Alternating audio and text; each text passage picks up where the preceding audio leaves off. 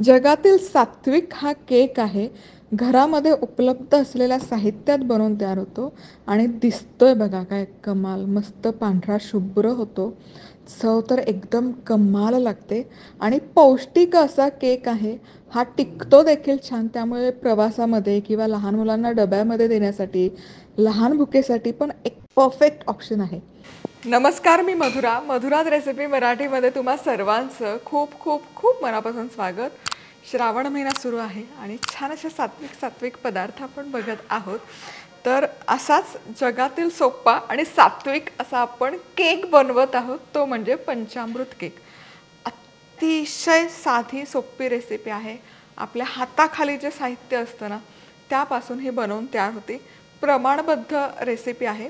काय काय साहित्य घेतलं ते आता बघूयात. तर सगळ्यात पहिले आणि महत्त्वाचं, 1 कप बारीक रवा घेतलेला आहे. जाड रवा अजिबात घ्यायचा नाही, बारीक रव्याचा इथे वापर करायचा. अर्धा कप दही आहे, तर अर्धा कप दूध आहे. समप्रमाणात उरलेले जिन्नस घेतलेत आणि अर्धा कप पिठी साखर आहे. आता पंचामृत केक आहे. पंचामृतामध्ये मधाचा वापर केला जातो. पाव कप मध, पाव कप पिठी साखर वापरली तरी चालेल.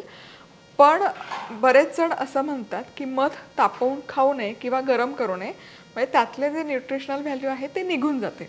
म्हणून मग इथे मधाचा मी वापर करत नाही. त्याऐवजी इथे अर्धा कप पिठी साखर किंवा मग समप्रमाणात साखर आणि मध घेतलं तरी चालेल. पण माहितीगारकडून माहीत करून मग घ्या. पाव कप साजूक तूप आहे. पिस्त्याचे अगदी बारीक केलेले काप आहेत वर गार्निशसाठी. वेलची पूड पाव चमचा आणि 1 चमचा बेकिंग पावडर. यामध्ये आपण खायचा सोडा वापरणार नाही, बेकिंग पावडर वापरणार आहोत. बेकिंग पावडर नसेल तर 1 सॅशेट इनोचं आहे ना, ते घ्या. ते घातलं तरी हा केक कमाल बनतो. अशाच मस्त चमचमीत आणि झणझणीत रेसिपीजसाठी मधुराज रेसिपी मराठीला सबस्क्राईब करा आणि त्याचबरोबर बेल आयकॉनवरही क्लिक करा. आता पंचामृत केक आहे, तर अर्थातच आधी आपण पंचामृत तयार करणार. तर त्यासाठी सगळ्यात आधी दही घ्यायचं बाउलमध्ये. यामध्ये घालूयात दूध, साखर आणि तूप आणि हे छान एकसंध करून घ्यायचं, फेटून घ्यायचं, छान एकजीव करून घ्यायचं. हे मिश्रण छान एकजीव झालं की यामध्ये आपण घालतोय बारीक रवा. जाड रवा तुमच्याकडे असेल तर काय करा ना, तो रवा व्यवस्थित मिक्सरला फिरवून घ्या आणि मगच यामध्ये घाला. हवं असेल तर चिमूटभर मीठ पण या केकमध्ये घालू शकता. आता हे मिश्रण आहे ना छान एकजीव झालंय. एक 15 मिनिटं फक्त मुरण्यासाठी हे आपण साईडला ठेवूया. चला, आता इथे हे रव्याचं मिश्रण छान मुरलेलं आहे. आधी बघा हलकं सैलसर होतं, ते आता छान असं दाटसर झालेलं आहे. हे प्रमाण आणि ही कन्सिस्टन्सी अचूक आहे. काहीच ॲडिशनल करायची गरज नाही आहे. आता यामध्ये घालूयात 1 चमचा बेकिंग पावडर आणि वेलची पूड. बेकिंग पावडर घातलं की हे पटकन मिसळून घ्यायचं. खायचा सोडा घालायची अजिबात गरज नाही आहे.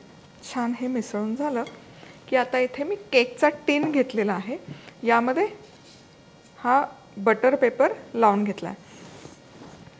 हा 6 इंच केकचा टीन आहे बटर पेपर लावलेला. बटर पेपर नसेल तर छान असं तुपाने ग्रीस करून घेतलं तरी चालेल. तर यामध्ये हे तयार बॅटर घालूयात आणि अगदीच तुम्हाला हा बेकिंग ट्रे हवा असं काही नाही. घरात कुठलंही तुमच्याकडे इवन ॲल्युमिनियमचं पातेलं जरी असेल ते वापरलं तरी चालेल. फक्त साईज बघून घ्या. फार असं नको व्हायला की खूपच मोठं घेतलं तुम्ही भांडं. स्टील नका वापरू, शक्यतो स्टीलमध्ये करपायची शक्यता खूप जास्त असते. आता हे यातले हवेचे जे बुडबुडे आलेले असतात ते काढण्यासाठी असं टॅप करायचं. यावर घालूयात पिस्त्याचे काप. आता हा केक अव्हनमध्ये तुम्ही बेक करू शकता. 180 डिग्री सेल्सिअसवर प्रीहीट करायचा अव्हन 5 मिनिटं आणि त्यानंतर हा टीन ठेवा. ते 35 ते 40 मिनिटात व्यवस्थित बेक होतो. पण कुकरमध्ये करायचं असेल तर कुकरची सगळ्यात आधी काढायची रिंग, सगळ्यात महत्त्वाचं. त्यानंतर याची काढायची शिट्टी. आता हे झाकून ठेवायचं. 5 मिनिटं मोठ्या गॅसवर हे छान तापवून घ्यायचं, म्हणजे झाकण पण तापतं आणि कुकरचा बेसही तापतो. झाकण तापल्यामुळे काय होतं ना, केकचा जो वरचा टॉप लेअर आहे त्यालाही छान एकसारखा रंग यायला मदत होते. कुकर छान तापलेला आहे. आता याचं झाकण काढायचं. हा माझा स्पेसिफिकली बेकिंगचाच कुकर आहे. यामध्ये हा एक असा जाळी किंवा ट्रे ठेवायचा.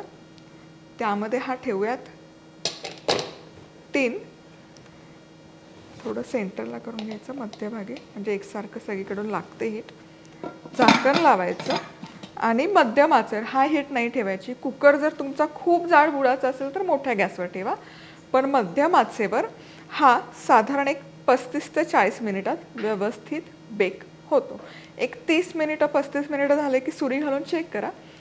पुन्हा एकदा नसेल झालं तर थोडा वेळ आणखी होऊ द्या आणि एक 30 मिनिटानंतर साधारण चेक करत राहा. कुकरमध्ये बरोबर 40 मिनिटं हा केक मी बेक केला. गॅस बंद केला आणि कुकरमध्येच 5 मिनिटं छान मुरण्यासाठी ठेवून दिला गॅस बंद केला. आता हा चेक करूयात. काय होतं ना, हे जरा इथे दबला जातो. कुकरचं ते शिट्टीचं असतं ना खालचं, ते लागतं. त्यामुळे हा जरा वर चिकटला आहे. त्यामध्ये नाईफ घालून बघूयात. ही छान अशी क्लीन आली, याचा अर्थ आपला केक छान शिजलेला आहे. आता अगदी म्हणजे गरम गरम असताना काढायची गडबड नाही करायची. हा केक आहे ना, कुकरमधून काढायचा आणि साईडला असा जाळीवर ठेवायचा आणि पूर्ण थंड करून घ्यायचा. अजिबात कुकरमध्ये परत कंटिन्यू ठेवायचं नाही, कारण कुकर तापलेलं असतं. त्यातच परत ठेवला थंड करण्यासाठी तर त्याचा बेस आहे ना करपू शकतो. आता हा बाहेर काढला आहे. कुकरमध्ये केल्यामुळे वरच्या साईडने हवा तसा रंग येत नाही एकसारखा, पण हरकत नाही, चवीत अजिबात फरक पडत नाही. आता हा पूर्ण आपण थंड करून घेऊया. केक व्यवस्थित थंड झालेला आहे सगळ्या बाजूने. आता याच्या कडा आहेत ना, एजेस असे पूर्ण सोडवून घ्यायचे. हे नाही सोडवले ना तर मग केक बेसला चिकटून राहतो. त्यामुळे असे खालपर्यंत काढून घ्यायचं. आता एखादी डिश घ्यायची, त्यावर हा केक आपण कमाल. हा यावरचा बटर पेपर देखील काढून घेऊयात. कमाल दिसतोय केक, तुम्ही बघू शकाल. काय सुंदर जाळी आली आहे. परफेक्ट असा तो बदामी रंग आलेला आहे. थोडक्यात प्रसादाचा शिराला असतो तसा. आणि वरनही कमाल दिसतोय. हलकासा गरम आहेच आणि खूप ड्राय आउट नाही झालेला. छान त्याला तूप आहे, त्यामुळे मॉइस्टही वाटतोय. आता कट करून बघूच यात. पण एकदम जाळीदार, स्पॉन्जी आणि लुसलुशीत हा केक होतो. आणि मुख्य म्हणजे पौष्टिक आहे. मुलांना डब्यामध्ये असा बनवून आहे ना, हा आठवडाभर छान टिकतो. मुलांना डब्यामध्ये लहान भुकेसाठी करून देऊ शकता. आणि तुम्हाला कुठलाच गिल्ट नाही वाटणार, कारण यामध्ये खायचा सोडा नाही वापरलेला, त्याच सोबत मैदा नाही वापरलेला आणि तेल नाही आहे, बटर नाही आहे, साजूक तुपात बनवलेला केक आहे. कमाल दिसतोय, कमाल लागतोय.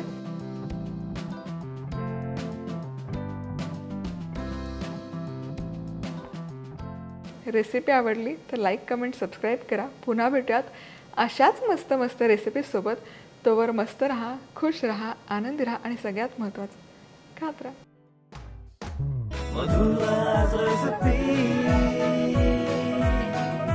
मधुराज रेसिपी, महाराष्ट्राची अस्सल चव.